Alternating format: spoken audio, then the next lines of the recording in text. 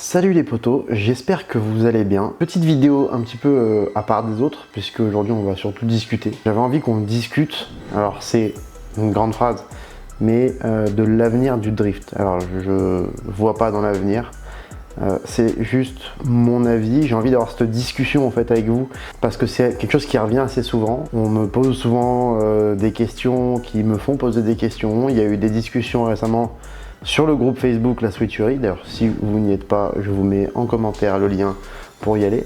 C'est des discussions qui sont intéressantes, qui sont des fois profondes, où tout le monde va développer un petit peu son avis, un petit peu ses sentiments par rapport au drift, à comment ça se passe actuellement, à comment c'était avant. Il y a le syndrome du c'était mieux avant qu'on connaît bien, mais il n'y a pas que ça. Il y a pas mal de choses qui me font penser qu'on va dans la bonne direction pour pas mal de sujets et totalement dans la mauvaise pour beaucoup d'autres. Et tout ça, ça me rappelle un petit peu une situation, c'était celle du stunt, il y a pas mal d'années maintenant, où voilà, on a eu vraiment le stunt qui a explosé et on est arrivé à une espèce de plafond. On est arrivé à un moment où ça allait tout trop vite, ça allait tout dans tous les sens et ben, ça a fini par petit à petit par s'éteindre. Alors le stunt n'est pas mort, mais voilà, il reste quelques riders.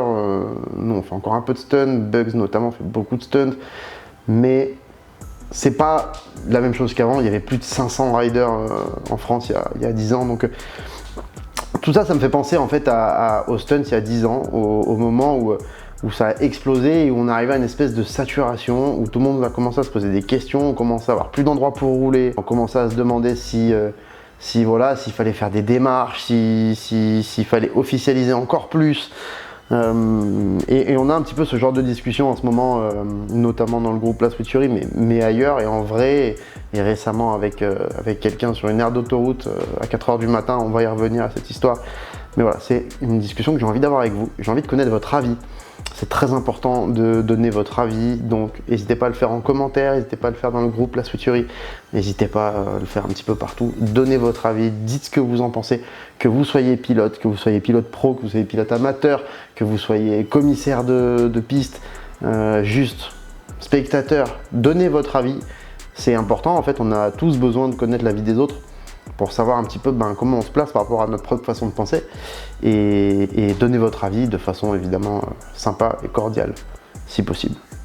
Je ne dis pas que c'est ce que je fais tout le temps, mais c'est mieux de faire comme ça, il paraît. On y va, bonne vidéo.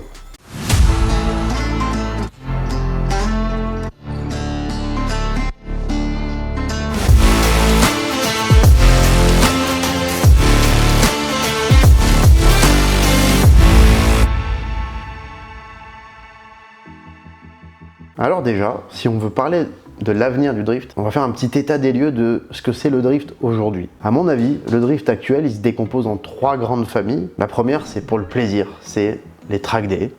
Les track day drift, c'est des journées organisées sur circuit, organisées spécialement pour la pratique du drift. Vous payez un engagement la journée, vous venez avec votre voiture, vous roulez. Évidemment, c'est payant, on va en parler, mais juste avant, il y a un truc gratuit, c'est s'abonner à la chaîne, donc profitez-en. Maintenant, là, les track day drift, ça a plein de bons côtés. Par exemple, tout simplement, c'est ce qu'il y a de plus simple. Tu viens avec tes potes, tu délires, c'est un des meilleurs entraînements possibles pour les battles. Tu as l'ambiance du drift, les rencontres, l'échange, le partage, c'est la base du drift et de toutes les disciplines un petit peu underground qui sont dans ce délire-là. Le stunt évidemment, par exemple, mais tous les sports un peu extrêmes, snowboard, skate, etc. Le track day drift, c'est ce qui coûte le moins cher pour pratiquer le drift. Il faut une voiture basique, ça suffit, payer son engagement et les frais versus le temps de roulage, en principe c'est ce qui coûte le moins cher. C'est-à-dire que par rapport à ce que ça va nous coûter, on va rouler beaucoup, même si ça reste discutable dans certains cas. Le problème, c'est que ça devient difficile d'en trouver près de chez soi, selon la région dans laquelle on vit. Les engagements, ils ont explosé en quelques années sur certains circuits et certaines organisations. On trouve encore des tarifs corrects, mais ça varie entre 140 et 320 €. Malgré ce qu'on peut penser, c'est pas parce que c'est plus cher que c'est mieux. Il arrive aussi qu'il y ait des journées qui soient trop remplies pour la rentabilité. Par conséquent, les temps de roulage y sont raccourcis, parfois carrément sacrifiés. Un autre problème, c'est que c'est parfois compliqué pour les débutants, parce qu'il y a certains circuits ou organisations qui punissent les erreurs de pilotage et les sorties de piste. Je donne un exemple, il y a un circuit dans le nord-est de la France où une roue dans l'herbe, c'est sanctionné. C'est-à-dire qu'une roue dans l'herbe, c'est dehors 30 minutes. 3 roues dans l'herbe, c'est drapeau noir, tu rentres chez toi. Évidemment, je trouve que c'est abusé. Alors attention, il faut faire la différence entre les erreurs de débutants, qui sont normales, et les gens qui font absolument n'importe quoi, parce que oui, ça arrive, il y en a, de plus en plus, malheureusement. Ceux-là, c'est normal qu'ils soient sanctionnés, parce qu'en plus de faire chier tout le monde, ils peuvent aussi être dangereux pour les autres, et pour les commissaires de piste par exemple. J'ai copié sur Villebrequin. Malgré tout ça, ça reste le meilleur moyen pour aller rouler entre potes à moindre frais, dans de bonnes conditions, et avant de vous lancer dans quoi que ce soit d'autre, les track day, c'est vraiment ce que je vous conseille. Mais la question, le sujet de la vidéo, c'est quel est l'avenir du drift? Est-ce que les track day ont encore de l'avenir? Justement, ça, j'en sais rien. Les circuits, ils rechignent de plus en plus à accueillir le drift. C'est pourtant une discipline fédérale officielle. Et quand ils refusent, c'est pour des raisons un peu obscures. Pareil que le drift abîme le bitume. Alors évidemment, c'est faux. Ce qui est souvent abîmé, c'est les bords de piste. Ça, c'est vrai. Quand on sort un peu large, qu'on fait des erreurs. Mais quand on prend 200 balles par pilote à la journée, je pense qu'on peut se permettre de remettre un petit peu d'air, passer un petit coup de balayeuse. Sachant que les pilotes sont les premiers à aider en fin de journée. Il y a des organisations qui ont lancé ça et c'est une très bonne chose. Les pilotes sont OK pour aller aider à remettre la piste en état, pour les nettoyer et tout, une fois qu'ils ont fini leur journée. En tout cas, beaucoup d'entre eux. Le truc, c'est qu'à côté d'un track day grip où on fait payer 380 balles la journée, voire plus, à des propriétaires de caisses de luxe et de gros sportives qui ont forcément les moyens, qui sont bien sûr tout ça, et prennent pas de risque de mettre une roue dehors, parce qu'évidemment, quand tu as une voiture à 300 000, tu fais un peu plus gaffe. Forcément, les circuits, ils se posent pas de questions. C'est plus rentable de les accueillir eux, c'est plus facile et plus rentable d'accueillir cette clientèle-là que les drifters. Mon avis perso, c'est qu'en tant que discipline fédérale, les circuits devraient tous avoir l'obligation d'accueillir un certain nombre de fois par an, je sais pas, 3, 4, 5, 6 fois, à des tarifs adaptés à la discipline et à ses moyens et à ses pratiquants. Et s'ils le font pas, ils devraient se voir retirer leurs homologations. Parce qu'en fait, on pourrait dire qu'ils entravent la prospérité de la fédération et des disciplines qui la composent. C'est pas compliqué, le drift c'est une discipline fédérale, on fait partie d'une fédération, cette fédération elle homologue ou pas des circuits. Ces circuits quand ils sont homologués, ils devraient avoir l'obligation d'accueillir les disciplines qui peuvent utiliser ce circuit-là. Sinon, on ne devrait pas leur donner l'homologation. C'est mon avis. Je suis curieux d'avoir le vôtre, donc donnez-le en commentaire. Je sais que j'ai un avis un peu extrême sur certaines choses, mais voilà, je pense que ce serait normal en fait. Et pour les rares circuits qui accueillent le drift, c'est maintenant dans 99% des cas sur le mouillé. Donc sur une piste qui est arrosée. Parce que ça fait moins de bruit. C'est le problème du bruit des circuits, mais ça, on peut pas développer ça dans cette vidéo, sinon ça va durer 9 ans environ. C'est pas que je veux pas, mais ça va être long pour vous. Là aussi, mon avis, c'est qu'en tant que discipline fédérale, disposant d'un championnat national, qui plus est vraiment cool, très populaire, de plus en plus populaire. Ça c'est grâce à vous, merci, on vous aime fort. Un championnat très relevé en termes de niveau, qui est beau, vraiment il a tout pour lui. Quand on a un championnat comme ça et qu'on a une discipline fédérale, ça devrait être obligatoire que chaque circuit propose un nombre de fois minimum par année des tracks des drifts sur le sec.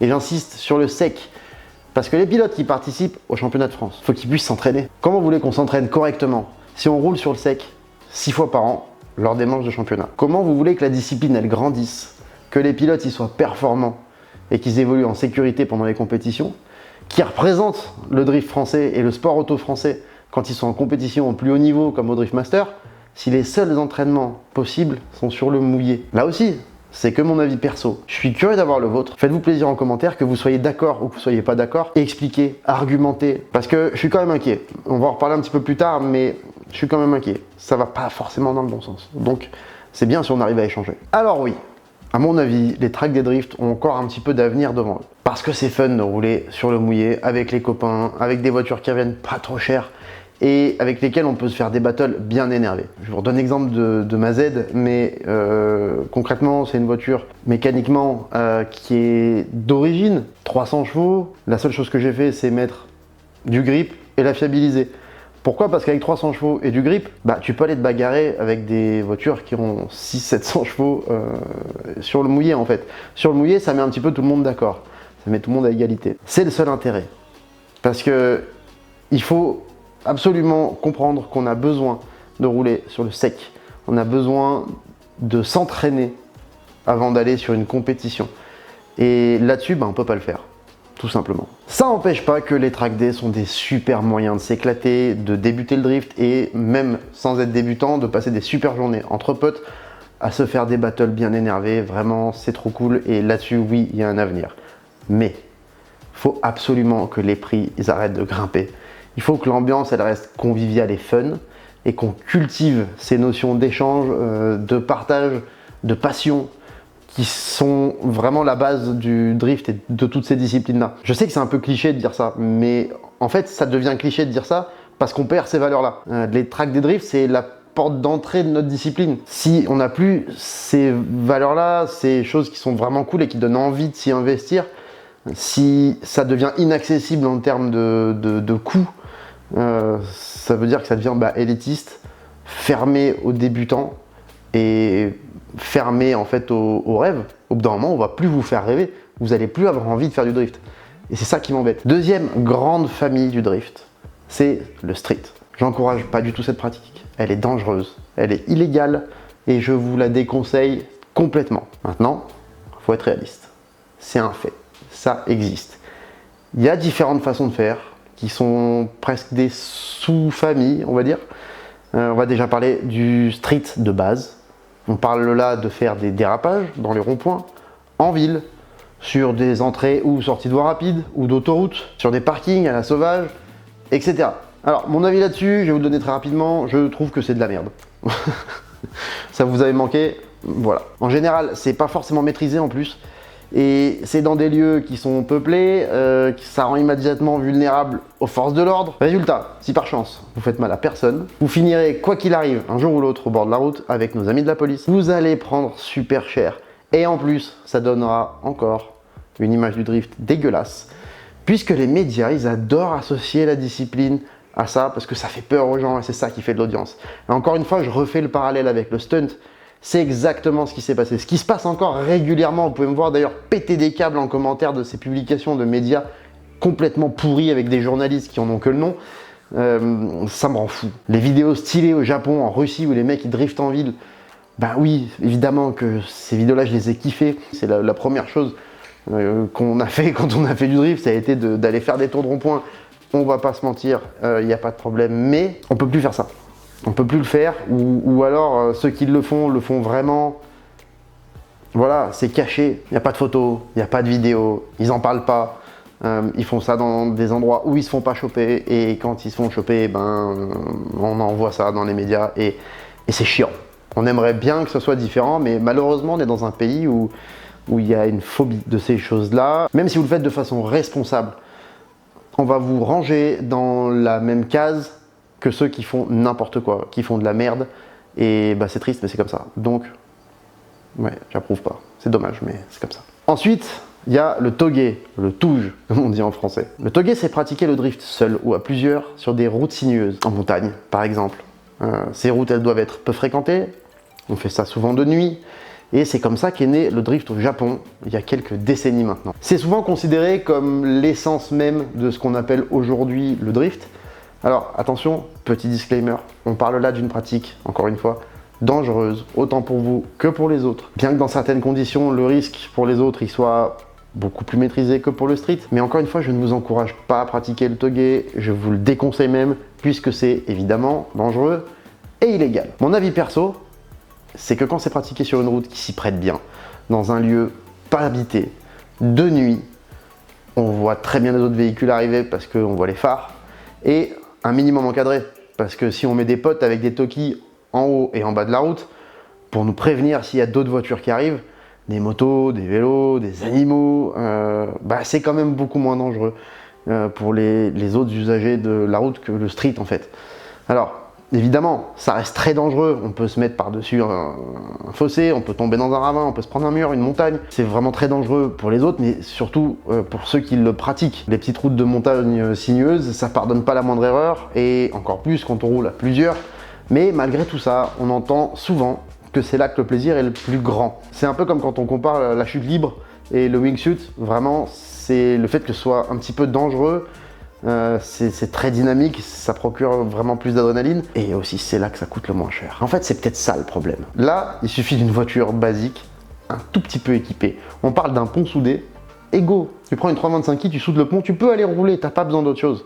Tu mets de l'essence et c'est parti. Et là où il est l'échec actuel, c'est que au lieu d'arriver à aller chercher ceux qui ont pas les moyens de faire plus pour qu'ils aillent se mettre dans des conditions plus contrôlées, plus safe et plus légales, on fait l'inverse.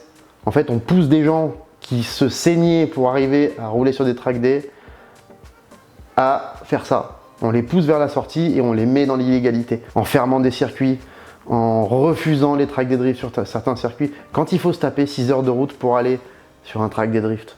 Mais personne va y aller. Alors il y en a qui vont, il y en a qui peuvent, il y en a qui se saignent encore plus qu'avant.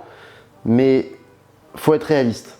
Quand tu dois te taper 6 heures de route, aller faire ta journée, dormir sur place parce que tu peux pas faire 6 heures aller, 6 heures retour plus la journée, ou alors tu dors pas pendant 24 heures.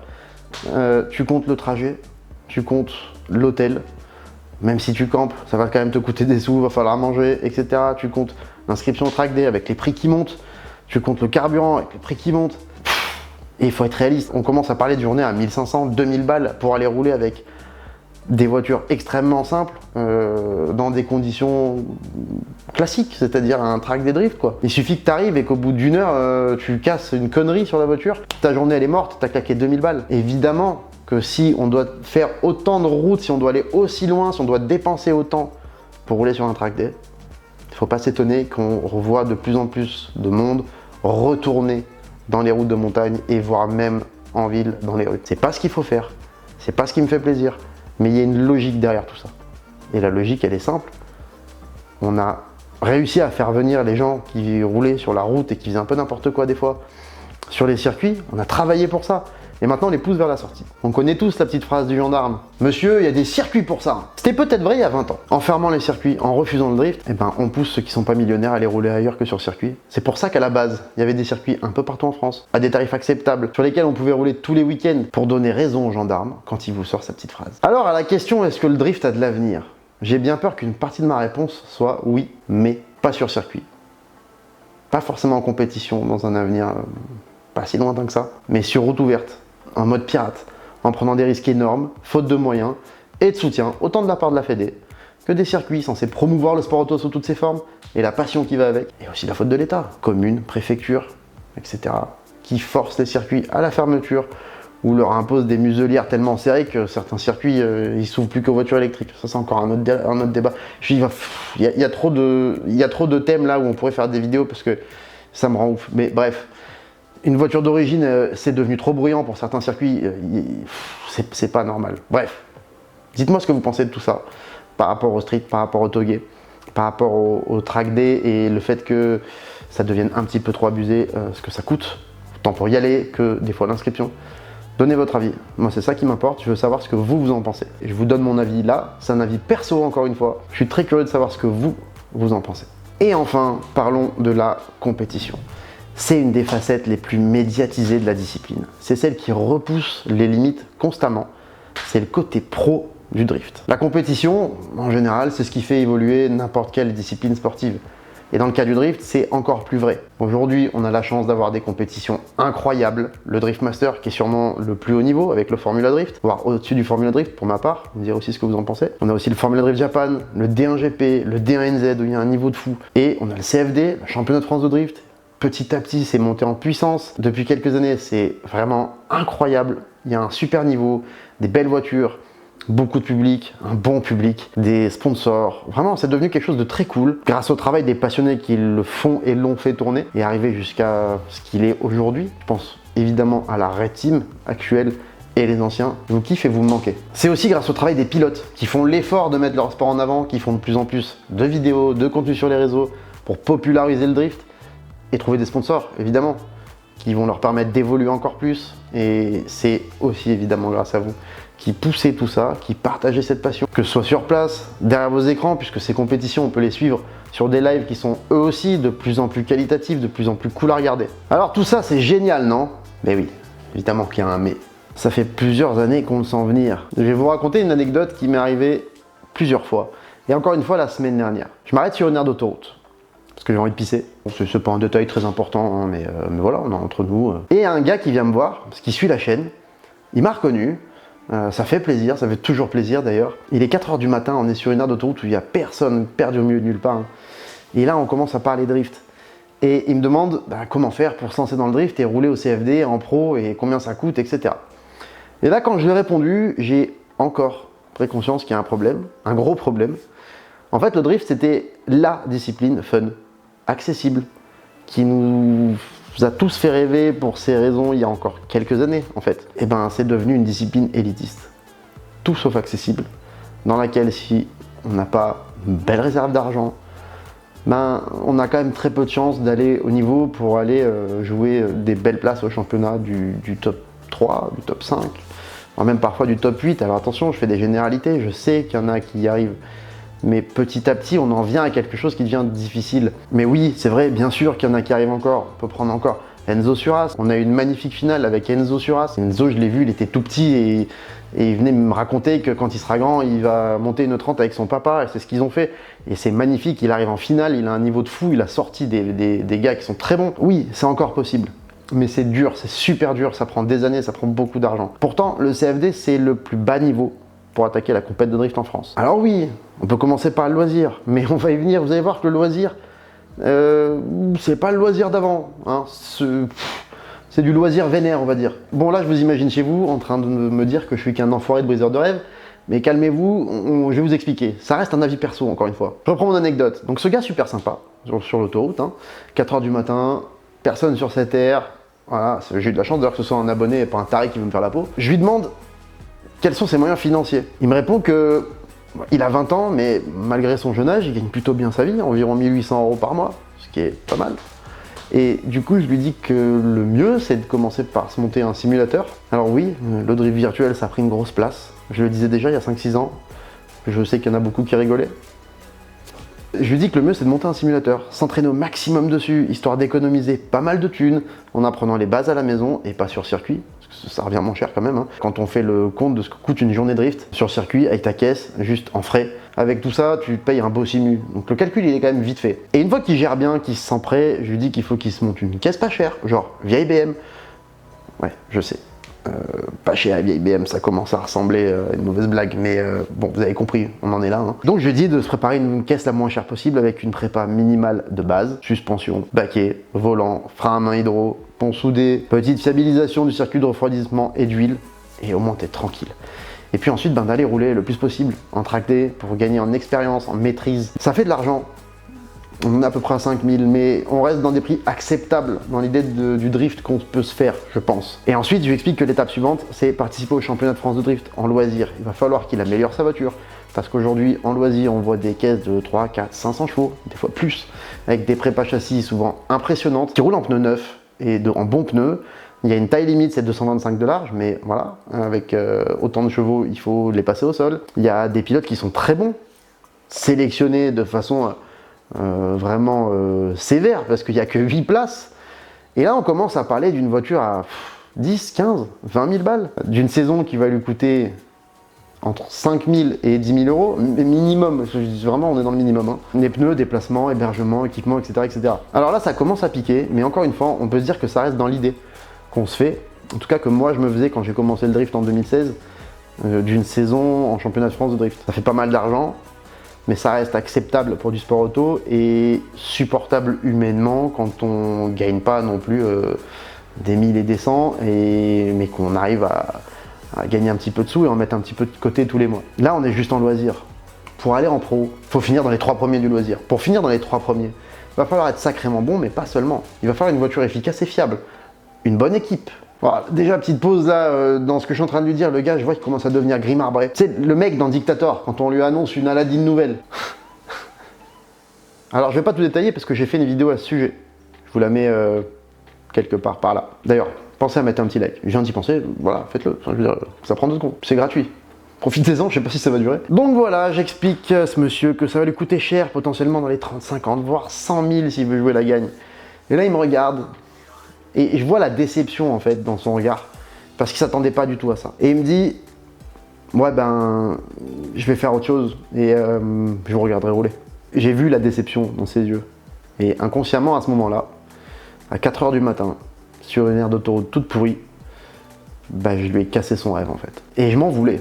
Mais en même temps, j'allais pas lui mentir. D'ailleurs, dans les commentaires de la vidéo que je vous ai linkée juste avant, où on parle de tout ça, que j'avais faite il y a 2 ans, vous êtes nombreux à m'avoir dit « Ouais, ben, je vais regarder tes vidéos sur YouTube et puis le live, mais moi, je pourrais jamais faire ça. » Il y en a même certains d'entre vous où vous êtes un peu désintéressés du drift. Et c'est normal. En fait, le drift, c'est pas ce qu'on pensait. Pour moi, c'était une discipline accessible, remplie de gens à qui on peut s'identifier, ou qui sont un peu, entre guillemets, comme nous, quand on n'est pas forcément super blindé, qui sont pas arrivés avec 600 000 € sous le bras pour faire 5 saisons de CFD, qui bossent dur pour se payer leur kiff dans une discipline où même avec un budget raisonnable, on peut faire quelque chose. Je crois que ça, c'était vrai. C'était pas vrai. Ma première saison de CFD en 2016 avec la S14, maintenant il y a prescription, je peux vous le dire, je m'en fous. Il y a une marque qui m'avait contacté et qui m'avait proposé, je crois que c'était 10 000 €, 10 ou 15 000 €. Et moi, pour moi, venant de la moto, où une moto nous coûtait 5 000 € et on pouvait rouler 5 ans avec sans faire de frais, pour moi c'était une aubaine. J'avais jamais vraiment fait de drift avant en fait. Et puis j'avais une marque qui venait et qui me proposait 10 000 balles pour aller faire le championnat de France qui se passait sur 6 week-ends, donc je me dis mais il va même me rester des sous à la fin. Vous connaissez cette histoire, j'en ai déjà parlé, mais j'ai fini de payer le crédit de ce que j'ai dû emprunter pour finir la saison de l'année dernière. Parce que oui, il y a des contrats où si tu fais que 2 courses, tu dois rembourser l'équivalent de ce qu'on t'a donné pour les 4 qui restent. Donc en fait, tu peux pas le faire. Donc j'ai fait un crédit pour finir ma saison. Je regrette pas du tout, parce qu'il n'y aurait pas eu celles qui ont suivi, j'aurais pas passé des moments de fou et tout, mais c'était un peu une désillusion à l'époque. C'est-à-dire que moi, quand j'ai dit je vais faire du drift et je vais faire le championnat de France de drift et je veux être champion de France un jour, les gens autour de moi, ils ont rigolé.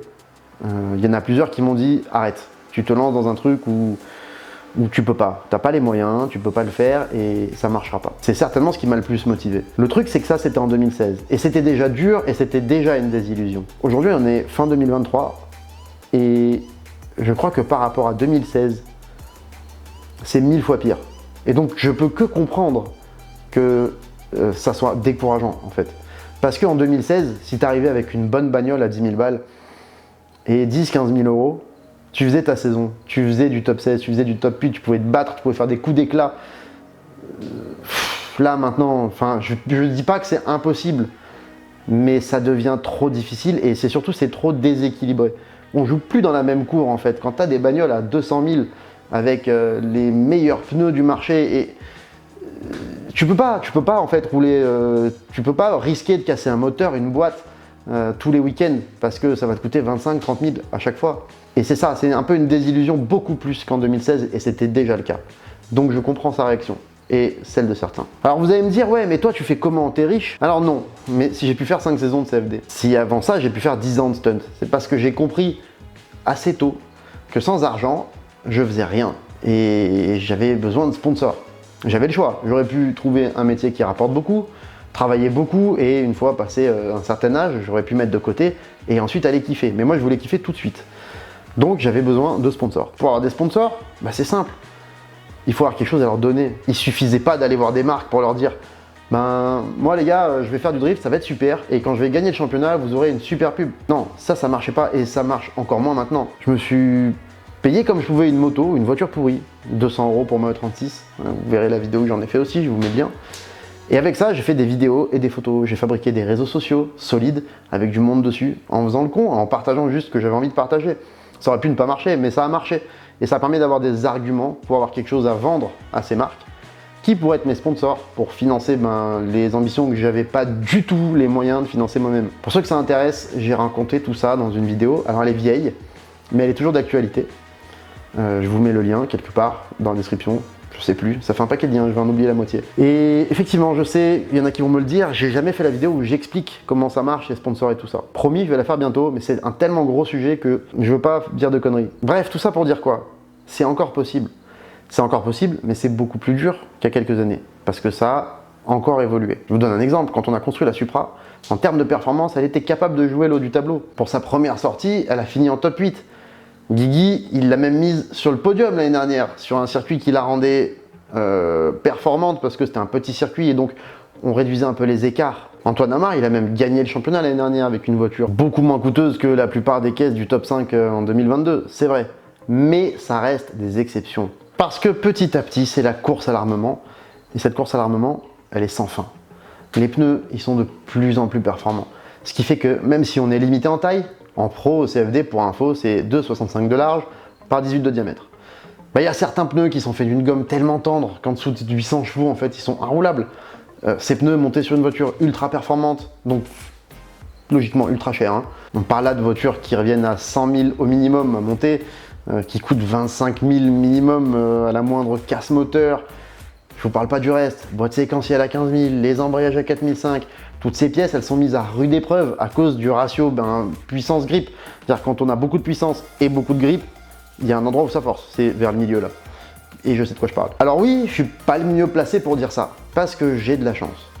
J'ai des sponsors et j'ai eu d'autres sponsors qui me permettent et m'ont permis de rouler ce genre de voiture avec ce genre de pneus à ce niveau-là.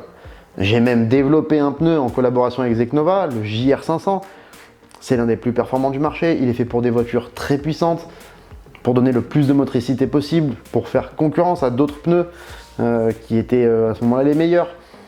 Et je suis très content, je suis super fier de ce pneu-là, je suis super content qu'on ait réussi à développer quelque chose de performant. Mais tout ça, ça fait quoi? Bah ouais, parce que je me suis retrouvé en face de ce gars trop sympa, je lui ai dit que s'il se trouvait pas 100, 200 000 minimum, bon, il pouvait oublier ses rêves d'aller jouer avec les meilleurs au championnat de France de drift. Et imaginez s'il rêvait de Drift Master en fait. J'ai vu dans ses yeux, il était dégoûté. Pourtant, j'ai quand même le souvenir que quelques années en arrière, on voyait des voitures de 400-500 chevaux, même moins, montées sur des pneus qui étaient même pas la taille maximum autorisée. Un très bon exemple, c'est Nicolas Dufour avec sa E30. On a eu des voitures avec des vieux turbos d'occasion démontés sur des Fenwick et posés dans des S13 avec des moteurs de BM, comme celle d'Axel. Ça peut encore marcher à la limite en fait. Mais voilà, même Axel, il a une voiture qui est beaucoup plus perse maintenant, avec un bon châssis, avec un grip de fou et un moteur qui sort 800 chevaux. Ces voitures, avec les bons pilotes qu'il y avait derrière le volant, elles étaient devant sans problème. Nicolas Dufour, il gagne le championnat avec, entre guillemets, sa petite cacahuète.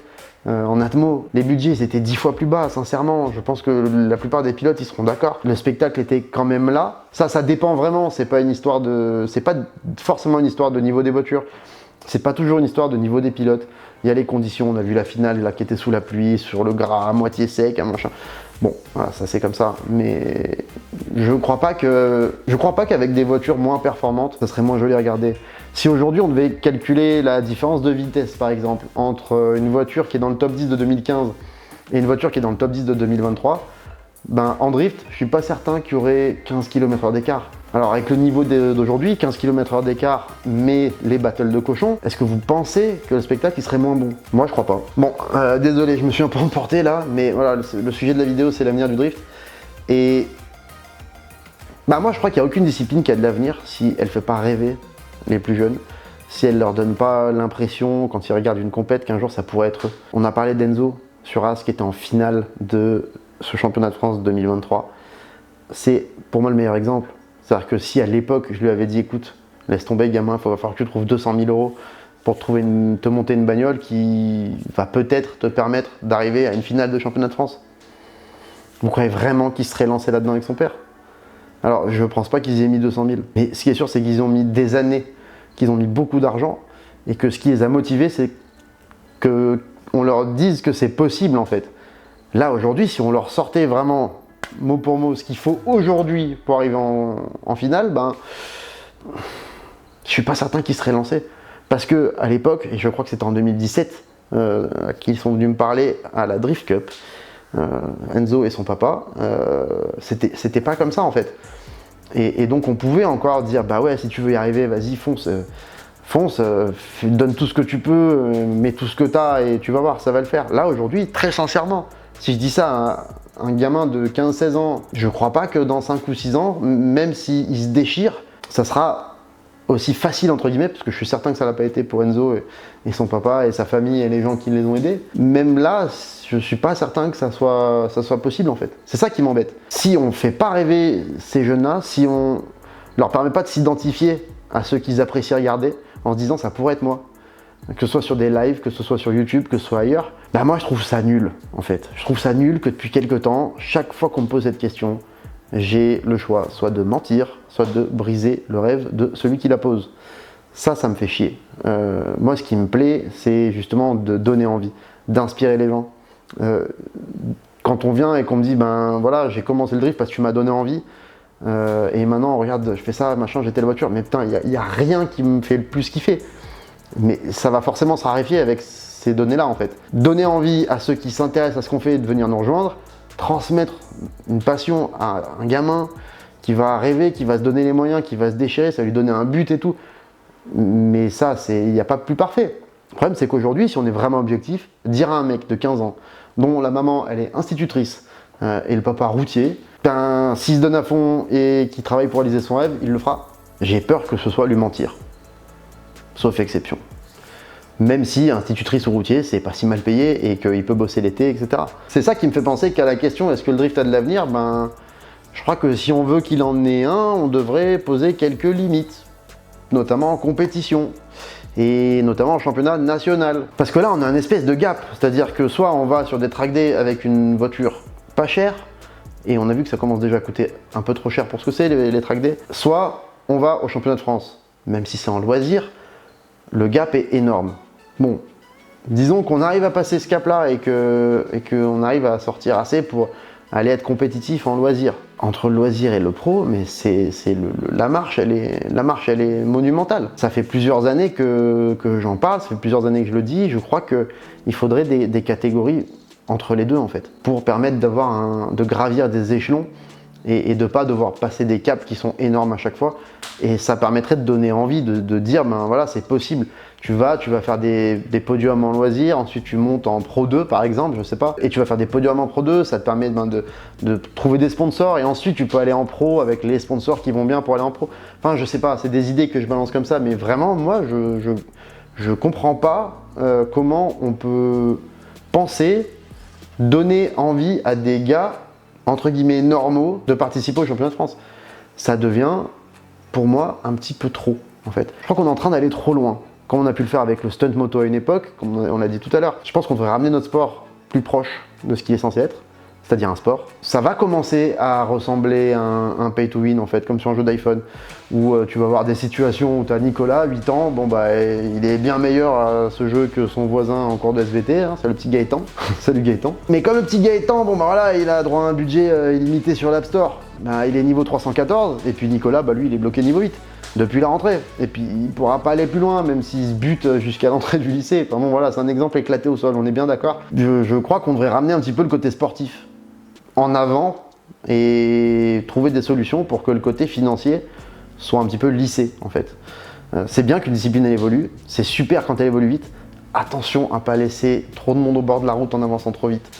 Attention à pas perdre la passion et à garder que l'image. Parce que quand on va arriver au bout et qu'il n'y aura plus personne pour kiffer avec nous, ben on va se faire chier en fait. Tout seul, ça n'a jamais été rigolo, surtout le drift. Si on veut que le drift ait de l'avenir, je crois qu'on devrait se préoccuper un peu plus de ceux qui sont l'avenir du drift. C'est vous, ceux qui nous regardent. C'est ceux qui rêvent de faire comme nous un jour. Et pour ça, ben, je crois qu'on devrait travailler beaucoup plus en fait pour développer, pour préserver l'accessibilité du drift. Que ça soit en track day ou en compète, parce que sinon, ben, tout ce qui va rester, ça va être des organisateurs de track day et de compétition qui vont être pas contents parce que finalement bah, tout le monde va finir où? Sur les routes et au final ça va être le désintérêt. Et c'est comme ça qu'une discipline bah, elle se casse un peu la gueule. Quand il y a un truc qui monte trop vite, il redescend. Et ces dernières années, le drift c'est vu comme le sport mécanique qui évolue le plus vite au monde. C'est pas moi qui le dis. Si on fait pas d'efforts pour susciter l'intérêt de ceux qui ont toujours été les principaux acteurs du drift, les gens qui sont passionnés, les gamins un peu fous qui veulent faire des dérapages entre potes et kiffer, qui viennent du lotissement du coin ou des très beaux quartiers de je sais pas quelle ville. Pour toutes ces raisons, j'avais envie qu'on aborde ce sujet ensemble. Et ce qui est important, c'est aussi que vous donniez votre avis, que vous soyez d'accord ou que vous ne soyez pas d'accord. Si vous n'êtes pas d'accord, n'hésitez pas à donner des arguments, même si vous l'êtes d'ailleurs. Expliquez pourquoi vous pensez comme vous pensez, expliquez si vous avez des idées, expliquez ce que vous auriez envie de voir, expliquez comment vous voyez le drift actuel, est-ce que ça correspond à l'idée que vous faisiez du drift il y a 5 ans, si vous le connaissiez déjà, peut-être même 10, et comment vous le voyez dans 10 ans. Je suis curieux de lire vos commentaires parce que ça c'est vraiment un avis perso, ça fait longtemps que je réfléchis à tout ça. Si c'est pas fait, abonnez-vous, activez la cloche pour les notifications. Si la vidéo vous a intéressé, laissez un petit like, ça fait toujours plaisir. Désolé, je sais que c'était une vidéo longue, mais voilà. Je trouvais que c'était important d'avoir un petit moment de discussion comme ça ensemble, et j'ai hâte de vous lire. Ah, et j'allais oublier, merci pour tous vos commentaires sur la dernière vidéo. Je crois que j'ai la communauté la plus fabuleuse du monde. Vous êtes incroyables. Merci, bisous les potos, et à bientôt.